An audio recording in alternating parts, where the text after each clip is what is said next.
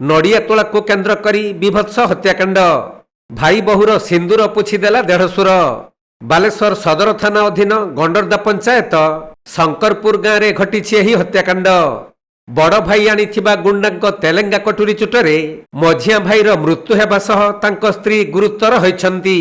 मृतक जनक हेउछंती हरिमोहन महंती।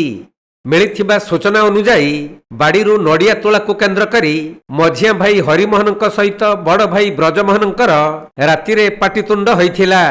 हेले सकाळे बड़ भाई ब्रजमोहन मयूरभंजरू 3 जण भड़ाटिया गुंडा आनी सेमानक सहायतारे नड़िया बिछाउथिले।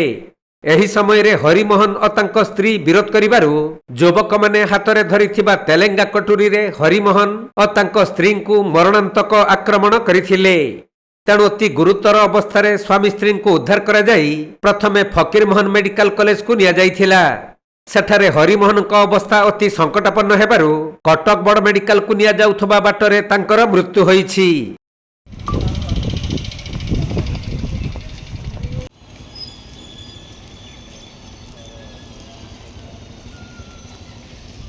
बालेश्वररू प्रसेनजीत सेठी रिपोर्ट कोणार्क लाइव।